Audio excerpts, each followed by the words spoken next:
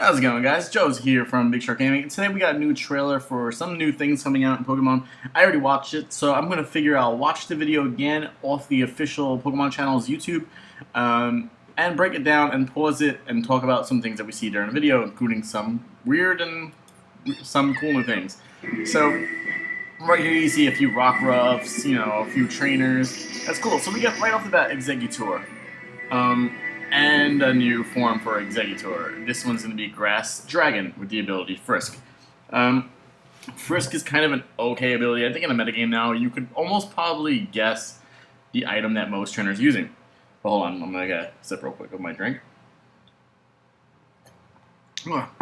So, as you see in the Alola region, there's going to be new forms of old Pokemon. So far we have 3 today. Actually, technically 5. Because 2 of them are evolutions. So Exeggutor has this new long neck and 4th head, which controls a tail independently. Yeah, so I don't know exactly what happened, but let's just look at the video. As you see, it's versing Dragonite here. It slams its head into Dragonite, and well, we don't see much else. Now we have Vulpix and Ninetales, who are going to be Ice and Fairy type with Snowcloak.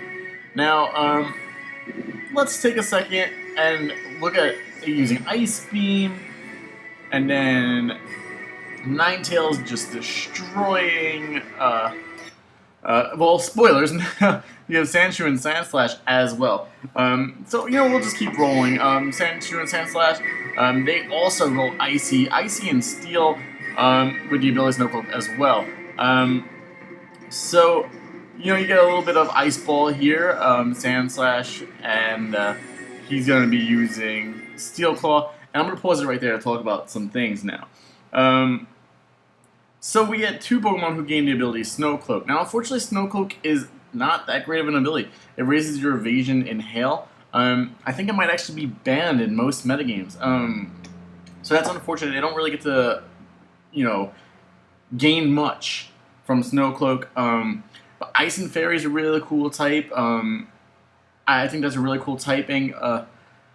But unfortunately, Sandshrew and Sandslash got the shit out of the stick here. So Exeggutor gets the worst design. Ninetales does the best out of it so far from what we've seen. Pokemon who have adapted to the Alola region. And then Sandshrew and Sandslash just get shit on. They're going to have a ×4 weakness to fire as well as fighting.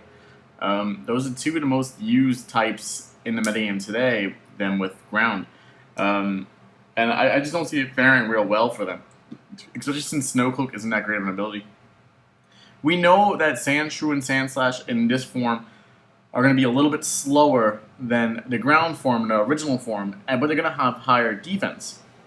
It says that in their descriptions, but that's pretty much all we know. We don't really know much about the statistics of Vulpix Ninetales as well as Exeggutor, even though in the lore for Exeggutor they say that this is the true form of Exeggutor, that this form is Exeggutor's most prime form, and the Alolans actually brag about it. So yeah, let's move forward a little bit.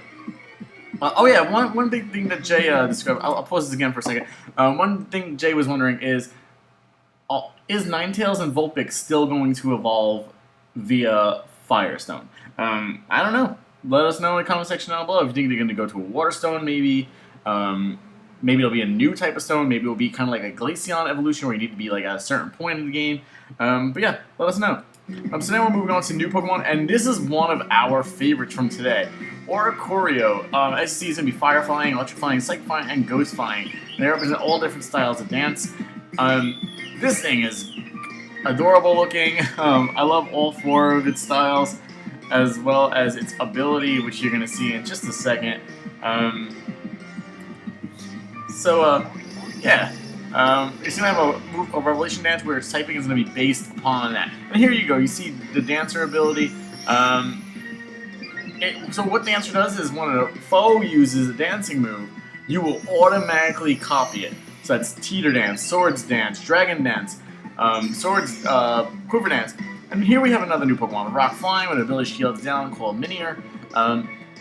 When its shield is up from 51 to 100% HP, it will have great defense.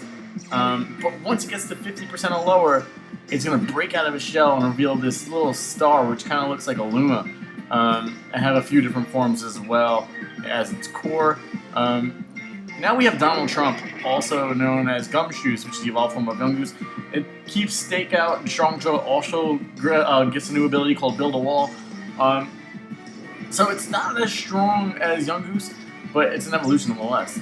So now we have Fomantis, who has the ability Leaf Guard, it's a pure grass type, and Lurantis. I couldn't remember his name. So pure grass type, pretty rare that you get these, and you see it versus Mudsdale. And we get a new attack here too called Solar Blade. It's pretty much a physical, go away! Physical variant of Solar Beam. Now we got a new Donkey Pokemon called Mudbray. It's a pre-evolved form of Mudsdale. Keeps the same abilities. Look how cute it is. I see it fighting Salandit there. And now you see it riding a Tauros and breaking through some rocks.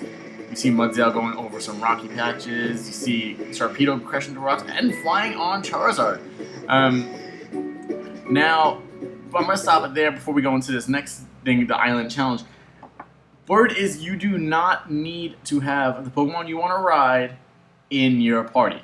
You just need to have them registered as a riding Pokemon, and then you'll be able to ride them wherever and whenever. Not 100% sure on the authenticity of this, but that is the word so far. You could just ride these Pokemon wherever you want. Whenever you want, and you do not need to have them in your party. So moving forward on to the Island Challenge.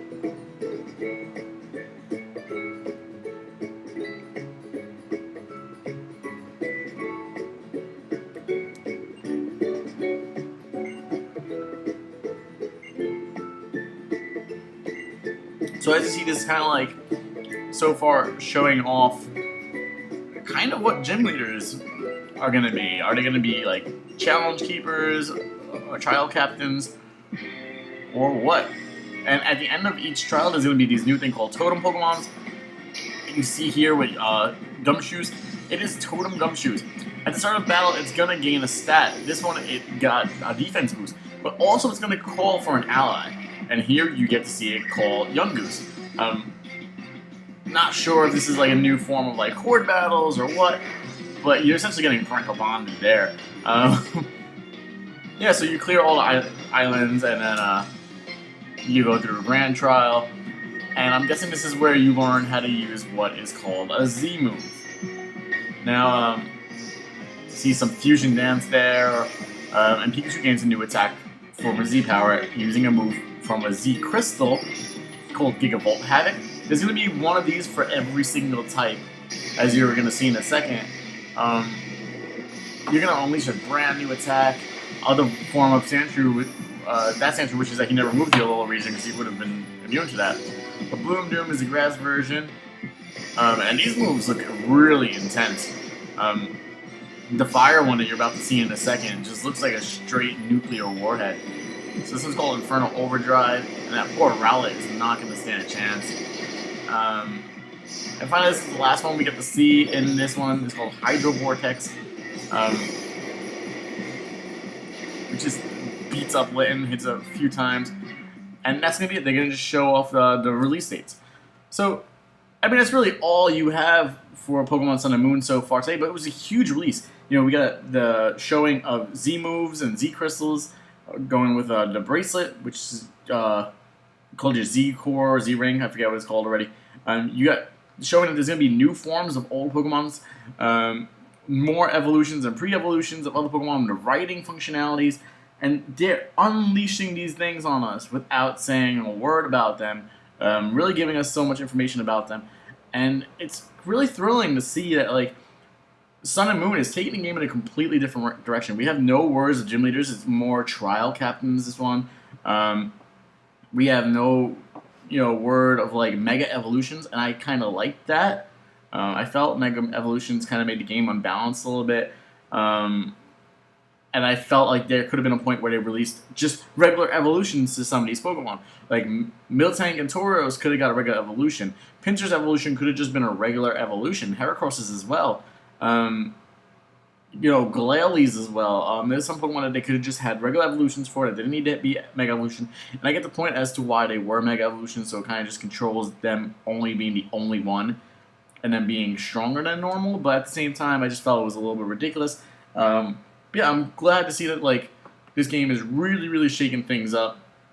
The abilities like Dancer mean that you can't really set up using moves like Dragon Dance because your opponent's going to copy you.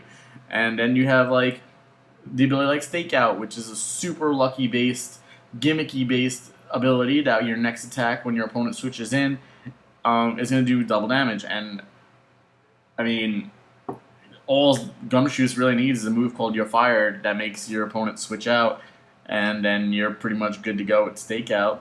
Um, yeah, so that's pretty much all. I just want to thank you guys for watching. Let us know what you think down below. This is a lot of news, and there's more coming as well. The game is going to be released November 18th, 2016, and it's only August 1st. So we still got 3 months to go, guys. Yeah, so I'll see you guys next time. Like, subscribe, share with your friends. Stay sharky, my friends.